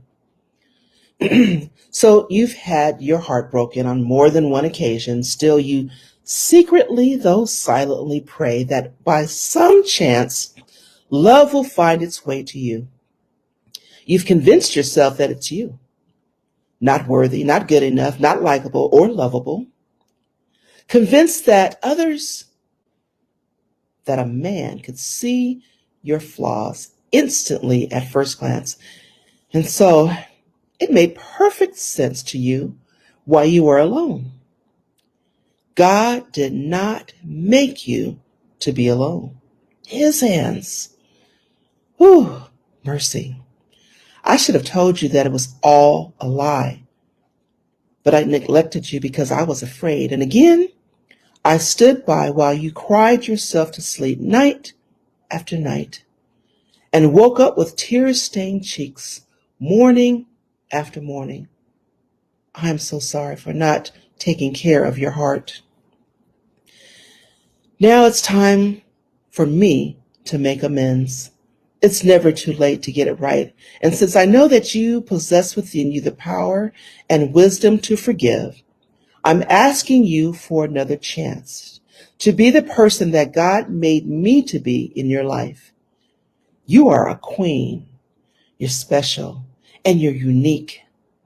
So much so that when God made you, He only made one. Your mission, should you choose to accept it, is to be the best you. God loves you. He has breathed a purpose into your existence that does not include failure, my dear precious woman. Take hold of His hand. It's here. I know you can feel it. Open your heart first to Him. And then just you wait and see what the God of all things good will do for you. I've got to go now, for you see, I'm busy too. I hope you read these words and take them to heart. Remember, I love you without question or reservation, boldly and without shame. No, it's not pride or arrogance. It's simply assurance. Because I know that what lies ahead of is nothing that God has not already given you the tools to handle. Please keep me in your prayers, and you will be in mine, loving you just because. Me. Wow. So it's a love letter To to you. yourself. Yes. Yeah. I mean, when I was listening to it, I'm like, this is really powerful because so many times, again, we shared before about not loving ourselves for who we are and doing that comparison to Carolyn says, snap, snap, snap. Love you, Carolyn. We like you. That we give so much away that our value is sometimes just under demise, and we don't see that. And being a creative woman, it's even more because we're sensitive to different things that we see because we experience life and hear and see things differently. Right. So that for me, that It's funny because we dodge a lot of arrows during the day. Yeah. And bullets and all that kind of stuff, but we're the shooters. We're the ones standing in the mirror, bam. Yeah. We're the ones that are just have nothing nice to say to and about ourselves, and so we need to change that. Yeah, if we do collectively. So. And each other, because just can you imagine if every woman really took care of each other, our hearts, the friendships and the relationships, how much power there is. There is, exactly. Yeah, and I think that took me back to organics, making of the woman. Mm-hmm. Just seeing the different generations of women that shared a different story, and again, those voices finally being heard. And I remember our first time we did it, I think it was at your church, and one of the ladies said, "You got to take me home right now. I got to take care of business right now. I got to take care of business right now. No, we can eat later, but I got work to do at home." And so those types of impacts that the arts and creatives can send somebody directly home, have a family meeting to stop whatever they saw happening that was real to them. Right. And I think that's the power of being a creative and the word of God. It's not like we're going to say, turn to John 3:16, because we're in generations where people don't know who John is and what's 3:16. Right. So we need to be specific and direct with the love and how to love. And this last poem pointed to what we're missing and what we could be receiving if we saw that. So, wow. Yeah. Yeah. Well, so everybody, I have yet another video, and this one is from, she's called Just Amanda, and someone shared this video with me, and when I saw it, I just loved her. And the name of the video that you're about to watch is I Smile, and I think it's kind of fitting, kind of fits into what we've been just talking about. So our next video is I Smile, Just Amanda.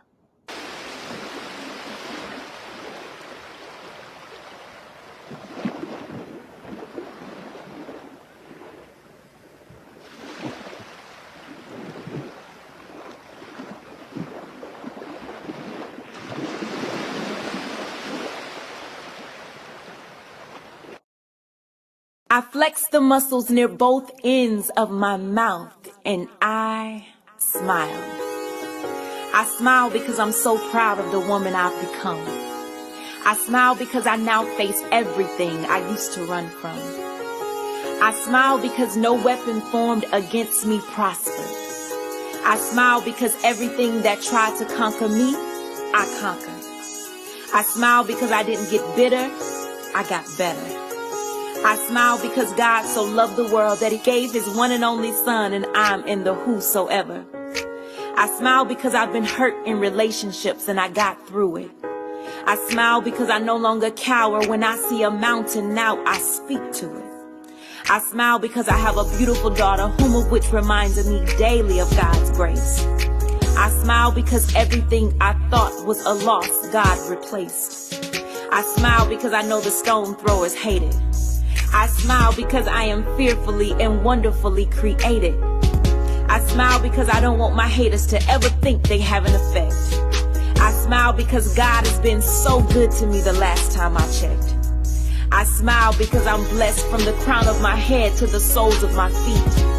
I smile because I know God to be a keeper, and I'm thankful to him for keeping me. I smile because I've released all the negative people in my life out. I smile because no matter how much I've been through, I still have an excessive amount to smile about. I smile because I didn't get infected. I smile because God's grace and mercy covered me when I went unprotected. I smile because I didn't get what I deserved. I smile because when I couldn't find comfort in man, I found peace in the word.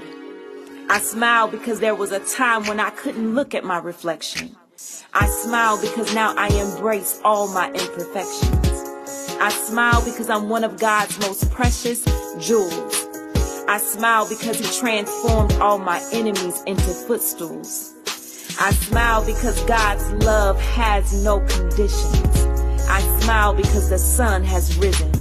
I smile because he saved my life. So when you see me smiling, know that I have joy, and it's only because I endured through the night. I smile.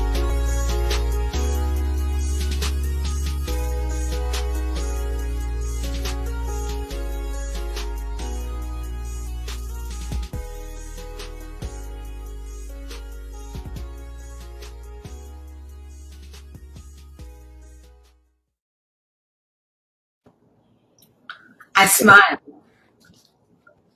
I love her.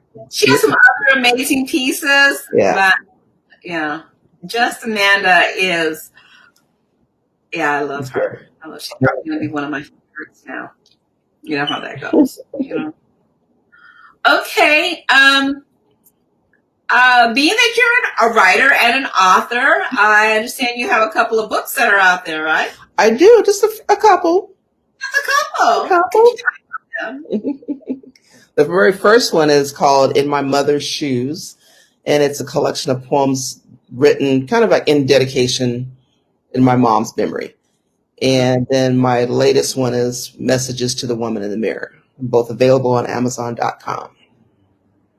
Okay, and there they are. Okay, I love it. Okay, so people can get them on Amazon.com. And what inspired you to do the message with the woman in the mirror? Well, originally, I thought I was writing kind of like a one-woman stage production. And so that's how it started. That's how I wasn't planning on writing a book. And so when I started doing that, life was happening around me, things were going on. And so that project was kind of put on hold. Then fast forward probably 2 years, I'd written all of this poetry, and then I said, okay, I'm going to write a book. And so I had been making a lot of posts on Facebook, kind of like called Message to the Woman in the Mirror. Yes, you did. And I kept getting requests from people that liked those posts. You should write a book. You should write a book. And so I said, maybe I should. Then I realized that my posts on Facebook were so tied in to those poems that I had been writing, for several years on the same theme. And so then I realized that's the message God has been giving me, dealing with women's issues for the past probably 5 or 6 years or more. Yeah. So it became a book. It was the next logical step. And so that's really how it happened. So I'd written a play, actually another play that was supposed to be performed in March, but it was based on some of these poems. But again, COVID. that COVID girl, she gotta go. She got to go. Yeah. Okay.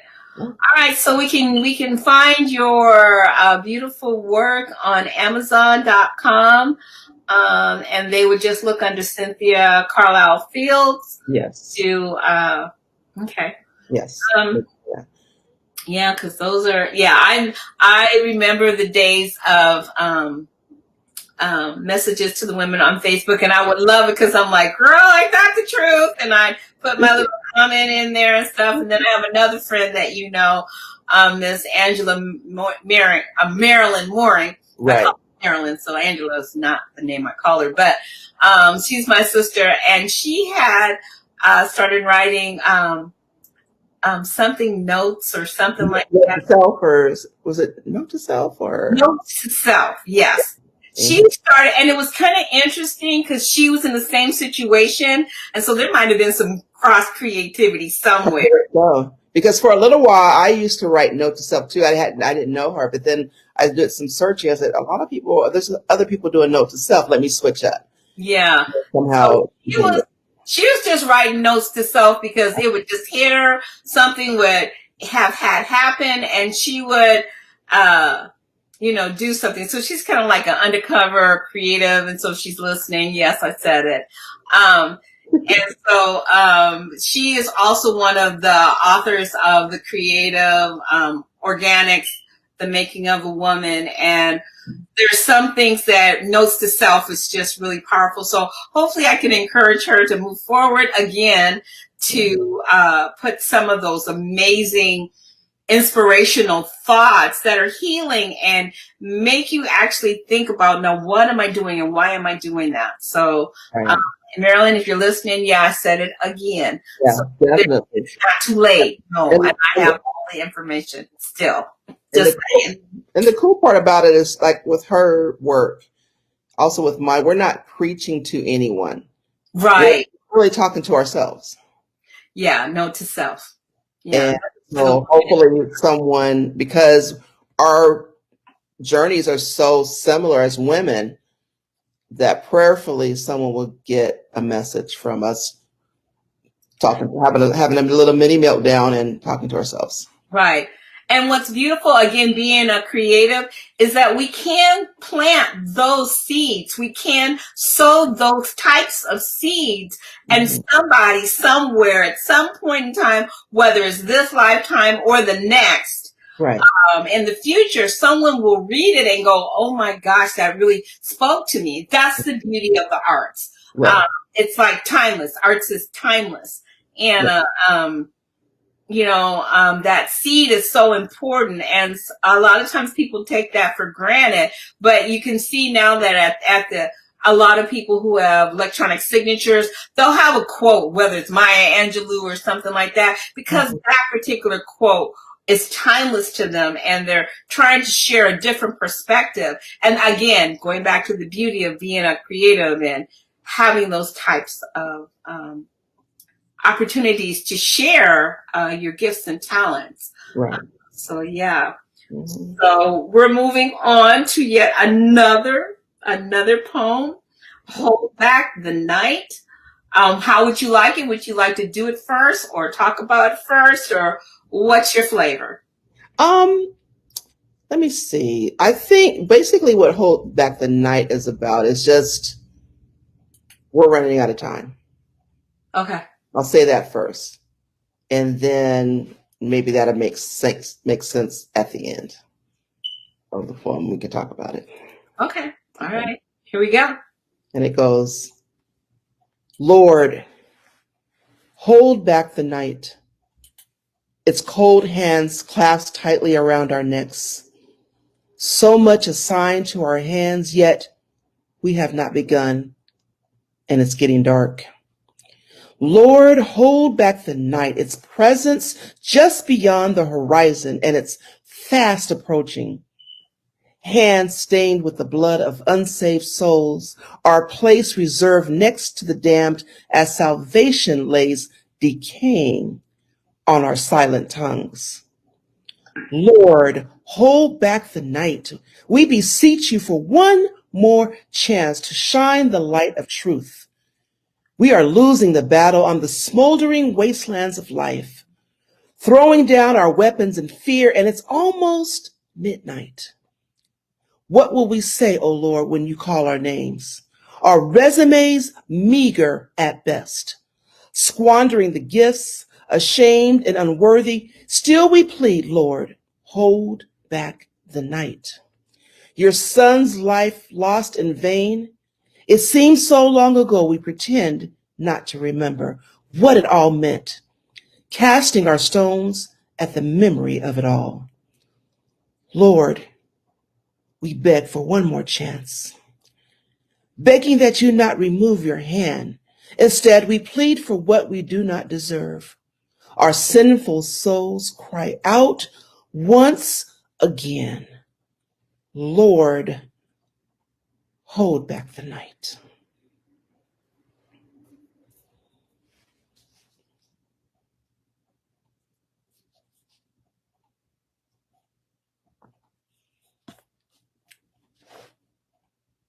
Yeah, I know. I forget to turn it on. I'm sorry, guys. But it's just so powerful. It's just it just takes you there. I mean, where you can see the darkness and the struggle of it all. I mean, I love the imagery that you use to just share that. It's, just amazing. My mind went to after George Floyd was killed and all the protests, all the marching, and people that you never would thought you'd see marching, who would probably, right. Yeah. And probably in this day and age, we thought reasons to march probably were over. We'd never have to take to the streets again, but we're there. Yeah. We can no longer be silent. No. We can't do it. And it has to be a consistent ringing in everyone's ears until it matters. Right. Exactly. Yeah. Exactly. Wow. Okay, well, I have another video, another new favorite. If you've been watching my YouTube, my live streams, her name is AI Anomaly, and she talks about living water, and her technique and how she uses imagery, as we've been talking about. You'll see, this is AI Anomaly, living water.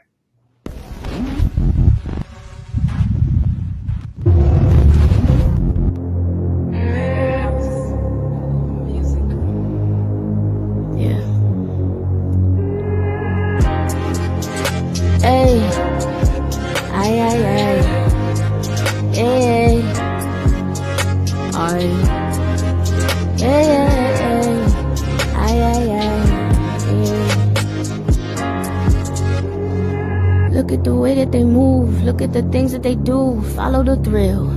Blind at the wheel, but pushing the pedal. I chauffeured the devil, I rode in the meadow. The valley of shadows, I twisted the scripture so I can feel better. No shame in that living, I rode in that sin. Unashamed of my flesh, riding the fence. Out of you cold, I was lukewarm. I was warned that my lust will be pulled on. Trying to ride with the world since a newborn. Switch whips got tense, I've been transformed. Them scripts I sip, now my thirst gone.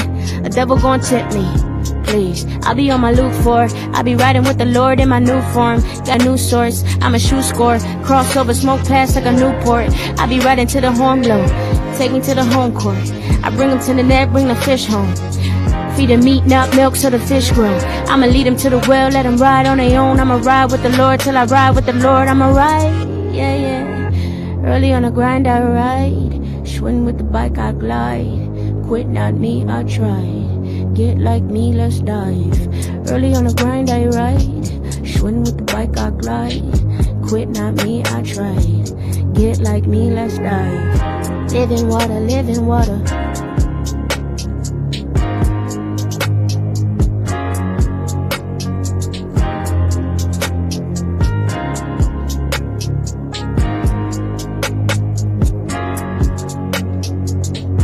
Early on the grind, I ride. Swing with the bike, I glide. Quit, not me, I try. Get like me, let's dive. Early on the grind, I ride. Swing with the bike, I glide. Quit, not me, I try. Living water, living water. That's what I live by.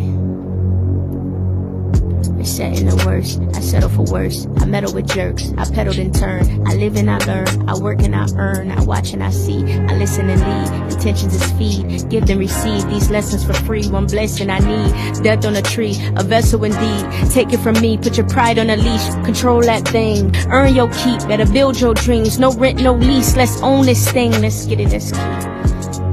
Yeah, yeah. Early on the I swing with the I.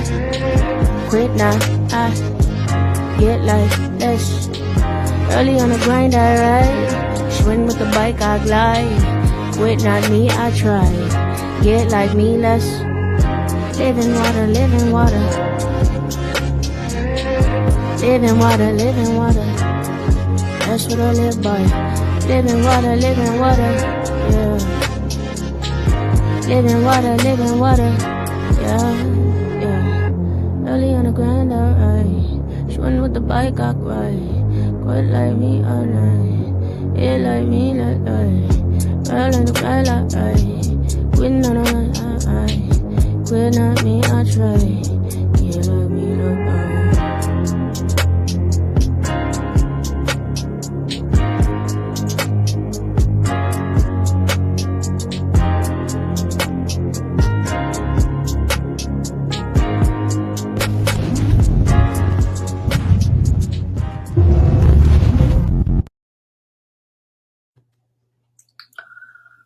I love her. Excellent.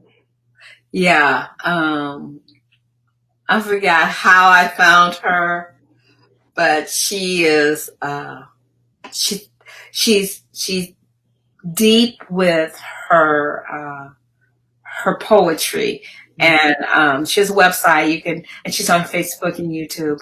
And if you want to know more about her poems make you really look at where we are as a society and some of the same things that we're talking about right now. So when I was going through which videos I would select kind of based on the poetry that you shared, Cynthia, it just seemed like it was just so fitting, just like I Smile.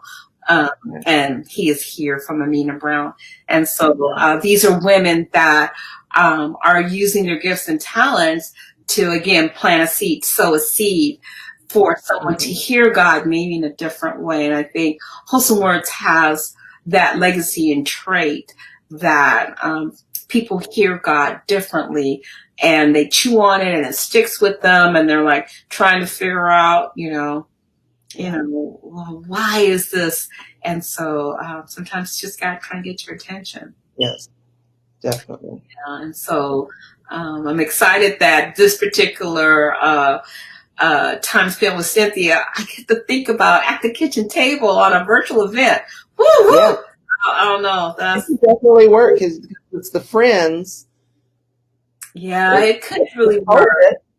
Yeah, I think since I've kind of mastered a couple of different new technical stuff, you know, I've kind of mastered different things that this could possibly play out, actually. Yeah, definitely. Definitely. It'll work. It'll work. Yeah, I just need to get my people back together. Get the whole gang back together. Wouldn't that be amazing? Oh That's how I really got to know, or for the first time, Emily. Because remember, Emily took over for Kim. Right, at the very last minute, and she was amazing. Yeah. This little girl, Emily Kirkpatrick, if you're listening, that's actually kind of how I met Emily as well. Mm-hmm. We have a dear friend named Kim Rochelle, and she had some medical issues, and she was down for the part, and she was so ready for it. And then she got this medical report, and she's like, I can't. I'm going under surgery, and so I won't be able to do this. Mm-hmm. And so Kim tried to come thinking maybe she could hold on to the last minute. So about maybe 2 to 3 weeks before we were going to do this, Emily just raises her little hand and says, I'll do it. And she was like the baby of the group, but that little girl, oh my goodness. That little girl had mind to talk about paragraphs and paragraphs, but she got all that down in less than 2 weeks. Yes. And she was amazing. And so, of course, that budded the friendship and stuff like that. But that's what the arts can do for you. Yeah, so at the kitchen table, and again, organics actually sprung from that, like Cynthia had mentioned before, with Arwen Jameson, Emily Kirkpatrick, Kim Rochelle Allen, Anissa Vincent, who else? Shayna. Shayna Fluellen, and who else do we have? You. Yeah. Yeah, so there were 6 women. It's a fabulous, so when we do it, we'll definitely do it large and everybody will know. Either Salt Line or Wholesome WordZ, one of those trundles. Yeah, it'd be awesome. Yeah. So we talked about how people can reach you. Mm-hmm. And now I know that you offer services through Patreon for persons maybe interested in becoming an author. Could you talk about that? Well, basically with the Patreon is I'm just basically posting my writings. Oh, okay. Now I do work with people who want to write or publish, and I've done a lot of mentoring, a lot of training. So yes, I am definitely available for that. And so they can reach you on social media, Writer Stew, where else? Writer Stew, they can hit me up there. My email address is cynthialfields@yahoo.com. You can send me an email.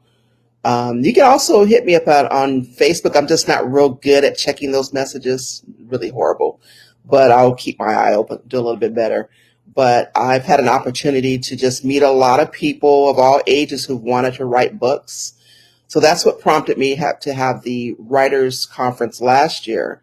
And so I purposely kept it small because I wanted to be able to get that kind of one-on-one feel. And so I challenged all of those writers that attended to publish. And they've all, without exception, have now published their first books. In fact, one has just published her second. At least. Yeah. Mm-hmm. So is it like a 2-day conference or a weekend conference or one day? Talk a little bit about that. Well, the first one was just one day. And we just talk about some real basics of writing, how to get into publishing, writer's block, different things like that, different types of publishing, really what you need to, keep in mind when you want to write, when you want to publish, that type of thing. And it's really kind of an encouraging atmosphere to basically let people know you can do it. It's not brain surgery. But it's once you publish, if that's what you want to do, it's really an amazing feeling to get that work out there in the air, and it's amazing. As you said earlier, I had planned for this year as well in August, but our girlfriend COVID. yeah, girlfriend COVID said no. So our in fact, and that was going to be at a larger scale. We were actually going to have it at the convention center, San Diego Convention Center, and so they were forced to cancel all of their events, and then one of my event happened to be one of those events that was canceled. But we had industry leaders coming to speak as special guests, people that are actually out there in all aspects of creativeness. And they were going to come and, sit on a panel for us, but we had to cancel. That COVID girl. Yeah. I'll be glad when she's gone. Me too. I really will. Yeah. I really will. Okay, well, we're down to the very last one that Jaleisha gave me. Okay. And before you do it, I just wanted to say thank you for being my guest. This has been so much fun. I miss you.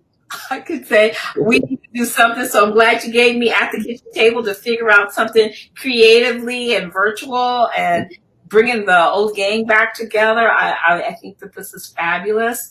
But I wanted to thank you for your friendship and our creativity that we share in organics. And I look forward to working with you on some other exciting projects fairly soon. So thank you so much for what you do. My pleasure. Thank you for having me, because I know you know a lot of people that could have been here instead of me. And so I appreciate the opportunity. And we have had a lot of creative fun and hitting the road on road trips and all that good stuff to see what other people were doing creative. Yes, I missed that. That's what that COVID girl did. I can't stand her. Yeah. She just messed up a lot of fun stuff. But that's okay. It just causes us to shift and make some changes and being creative in how do we be creative. So there you go. Yeah. Okay, so the last piece that you're going to share is called Deception. Yes. And deception is just another conversation in the mirror, where we get up in the morning and just stand flat-footed in front of that mirror and just be honest. That's what it's about. Okay. I stood at the sink, facing the mirror, terrified at the unfamiliar face looking just as terrified back at me. It had been a long while since the two of us had spoken to one another. Looking ahead and bending down, I tried desperately to wash the taste of last night's truths from my mouth. The bitter taste, like the leftovers from a heavy meal, had thickly coated my tongue, and I used it as an excuse not to speak. I continued to look. I hated what I saw, had always hoped of being more. Still, I wanted nothing to do with the truth. What had I done to find myself here alone and disgusted? There was nothing to say. Apologies seemed so vain, so futile, such a waste of time. Yet I needed to speak the words. I owed you that much. I struggled to look again at you, still a stranger, still demanding answers from me. I'm sorry. There, just a whisper, but the slight flinch told me that you'd heard. I'm sorry. A little louder this time. You didn't believe it, neither did I, since I was never one to apologize, never one to back down or step up. It was a fact, my truth, right there in front of me, and I couldn't deny it. I've treated you poorly. I was supposed to be your best friend and you mine. I denied you and mistook you for the enemy, shooting first and watching you fall dead at my feet. Please forgive me, I shouted, and my tears filled the sink before me.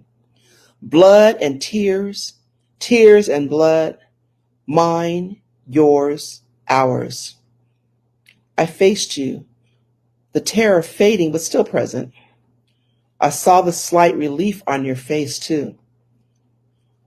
This had been long overdue, and it felt good to talk again. I love you, and I need you now more than ever to be my sister, my confidant, and my best friend again. Let's keep in touch.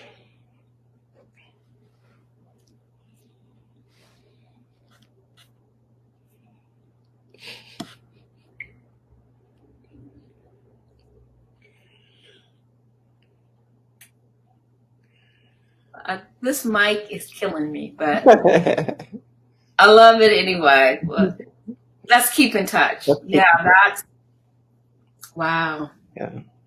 I don't know, just again poignant and just to the heart of a value, how we just don't value ourselves. Right.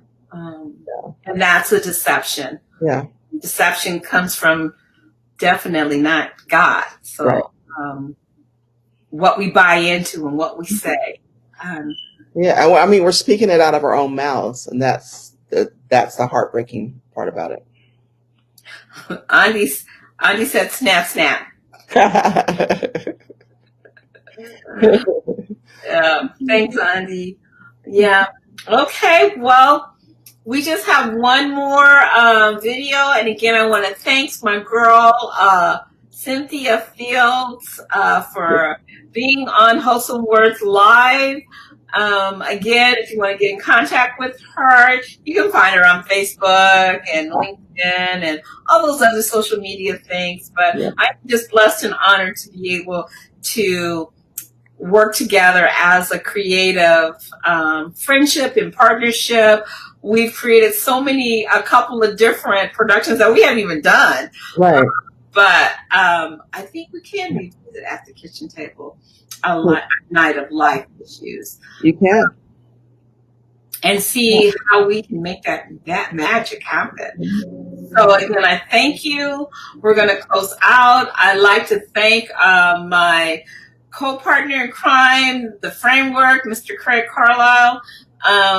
If you're interested in submitting information to WordZ and Beats, WordZ and Beats at theframework.com. And yeah, we're trying to inspire and get people engaged with some of the gifts and talents that they may have ignored or didn't even know that it would be something that someone would want to hear them say. So I'm available.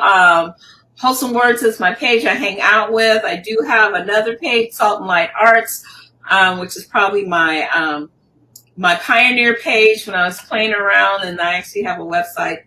But check us out if you want to share this video, because I feel that it was really well done, that we it'll be available, and share with your friends. And so again, I invite those maybe that are like, I don't know, hit me up on Facebook Messenger, and I'll be happy to talk to you and work with you to maybe get you past a couple of jitters and get your feet wet in a safe ground. Wholesome WordZ is a safe place for you to share. Mm-hmm. And so I want to encourage anyone that's listening. And Cynthia, do you have any closing remarks that you would have?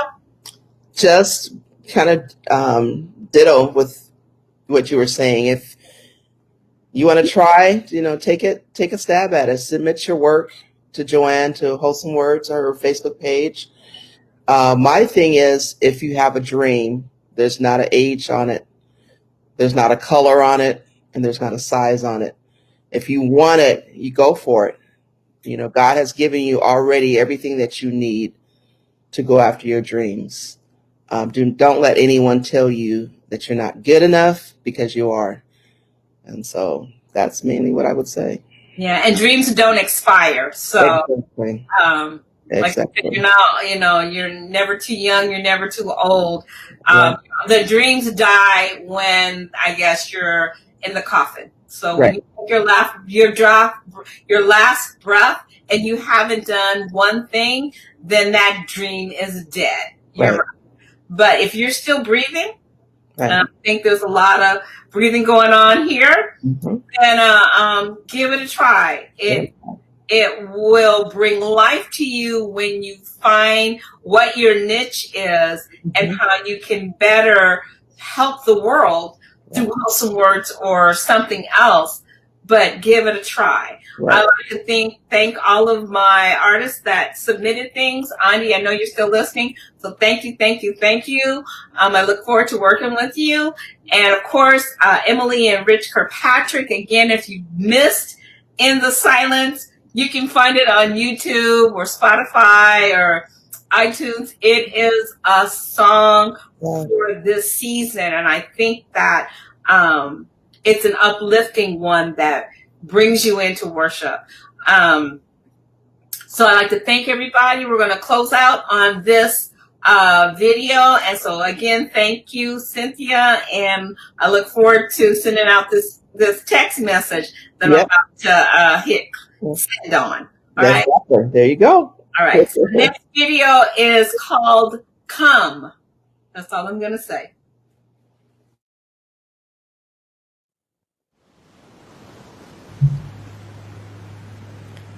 Come.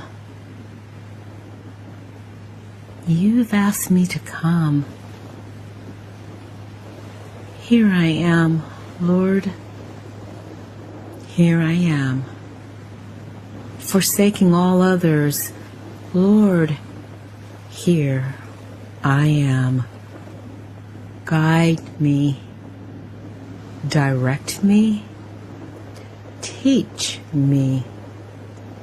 Fill me. Hear me. Hear my whispers. Here I am, Lord. Here I am. Use me.